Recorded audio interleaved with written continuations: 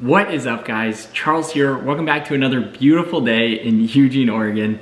I hope you guys have had a good week since last week. I am having an amazing time. It's mostly just been Duncan and I, but people are starting to filter back in on the team. And official practice will be starting up soon, so there's so much to be excited for. I was kind of thinking about all my training, and I realized that you guys have not seen pretty much anything of what I've been doing over the past 8, I want to say, weeks. So I wanted to give you guys, a peek behind the curtain, a little bit of understanding of what I've been doing, especially what I'm doing currently, what I've been enjoying about the new situation, and how it's led to these super long runs. So I'm gonna explain sort of the way I train and the ideas behind it a little bit now. Update you guys on my new longest run ever, talk about that run a little bit. That was awesome. Talk to you guys about my new training shoe rotation and workout shoe rotation. Just so you know what I'm running in, and let you guys know what my weekly schedule with workouts, kind of looks like. So for those, I know a lot of you have reached out to me, you're very curious about this stuff, so I hope that this is super informative. I hope that you enjoy the video, and without further ado, let's just get into it. So the season's cadence is very different professionally from the NCAA. The NCAA really just goes and goes and goes, and it's about taking your time off and then you're gearing up for the next season. So at the end of outdoor, you typically take like a week, maybe 2 weeks off, and then you're really thinking about building into cross. If you're racing in the summer, some things can kind of change there, but as I said before, the cadence is very fast and there's not a lot of time that you can waste. The pros are very different. The pro season is, very training focused. Racing doesn't start till a lot later. And so the first real hurdle was kind of pushing my outdoor season a little bit later, getting to do some of those professional meets so that I could take my break and be more synced up. And even as late as I did push it, I still started up a lot earlier than I think a lot of professionals do training wise, as I'm still kind of in that transition period. So I've had a little bit of a head start, which, we'll see. Maybe it'll be helpful, maybe I'll get tired, we'll see. But I was able to sort of start my build, about 8 weeks ago. But the best part about it is I was able to really take it at my own pace. In the NCAA circuit, as I said, it feels like you're rushing back a little bit. So you kind of got a running timer getting back to fitness by November. Whereas right now we have complete control over what I want to do, and if my body tells me something, I'm able to respond to it however I want, which is awesome. So I was able to do a build, take it at my own pace, work my way up to 100 miles a week, which is what I'm doing right now. But that 100 miles a week is a little bit deceptive because the new program that I'm doing it under is Jerry Miles program, which we've talked about I think once on this channel before. What you do generally is you take the mileage you want to run on any given day, then you multiply that by 7 as if you were running 7-minute pace. That turns into the amount of minutes you're gonna run. Then finally you take that number and round it up to the nearest division of 5.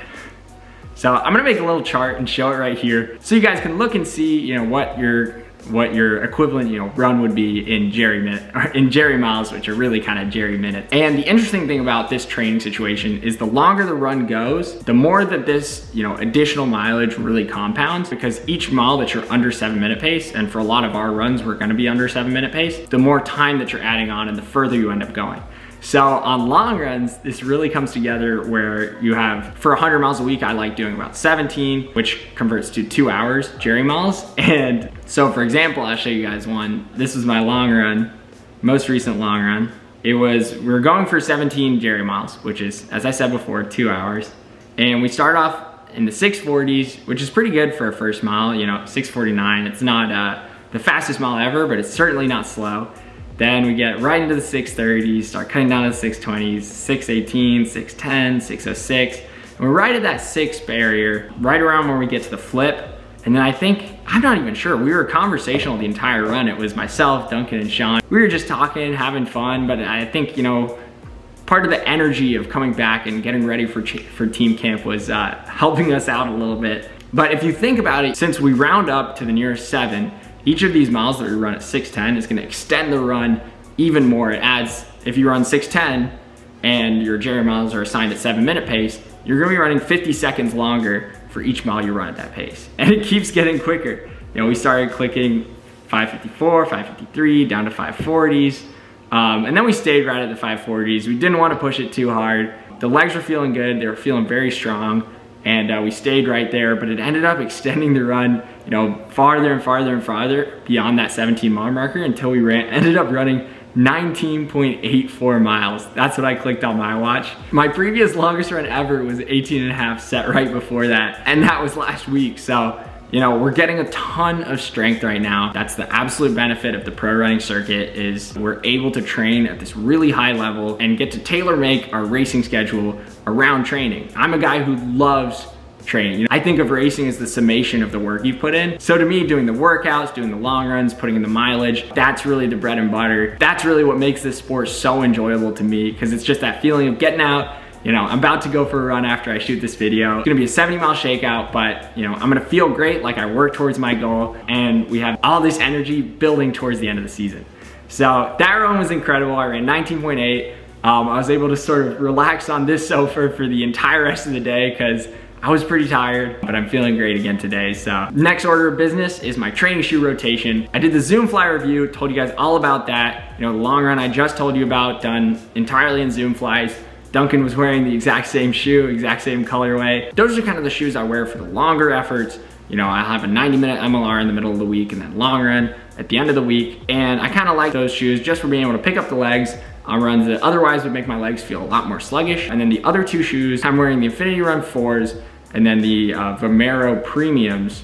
Both those shoes were featured in the Nike shopping video, and it's been a great rotation because the Infinity Runs, they're my go-to. Those are my staple shoe, that they're so reliable for easy mileage. I'm probably gonna wear them today just for a nice, slow shakeout run. And the Vomeros I actually hadn't had a lot of experience wearing before, but I've really found them to be, they're not nearly as responsive or bouncy as your Invincibles, Infinities, Zoom Flies, but they're really comfortable. It's almost like a luxurious experience when you're running in them, but I don't expect to run very fast in them. So I kind of keep them in my back pocket as I really want a run to feel a little bit softer and more comfortable, more for the kind of like 4 or 5 mile shakeouts to the end of the day. And then Infinities are great for the sort of 10 mile shakeouts where I need a little bit more bounce. And then workouts, longer tempo stuff, always Alpha Flies, and then shorter track stuff, you know, I'm always gonna do Vapor Flies or some spikes. I'm excited to see if Nike comes out with more training flat kind of shoes, you know, maybe somewhere in between spikes and Vapor Flies. And if I incorporate those into my running schedule, you guys will be the first to know. And so the last thing is kind of, you know, what do my weeks look like? So one of the biggest switches for me was I started in high school, I was a Monday to Sunday guy, then in college, Sunday to Monday. And I will say, one of my favorite things training Sunday to Monday is you get your long run done, first day of the week, huge chunk of mileage, and then it's really easy to build after that. But I'm back Monday to Sunday, which is also interesting because my workouts have shifted mostly to being like Monday, Thursday, roughly. As opposed to in college, I was doing Tuesday, Friday. So I kind of start off the week with a workout, which is actually very nice as well, for the same reason that starting the week off with a long run was nice. It's great to get it done early. Obviously, all this stuff is psychological. It doesn't really matter when you get down to it, but the way you think about things really shapes, you know, the way they feel sometimes. Kind of the way my week looks is I'll work out Monday, double in the afternoon, double again, run early in the morning Tuesday, double in the afternoon again, do like a 90-minute run Wednesday, a little bit of MLR. Thursday I'll work out, double in the afternoon again. Friday, run long in the morning, double in the afternoon. Saturday, long run. And then today, Sunday, get a nice little 70-minute shakeout. Basically, this is like my recup day. You know, run once, enjoy relaxing, and getting ready for the workout, you know, to start again on Monday. So that's kind of the cadence of my new week. It feels great. I'm knocking on wood, but I'm in a really good spot right now, having so much fun.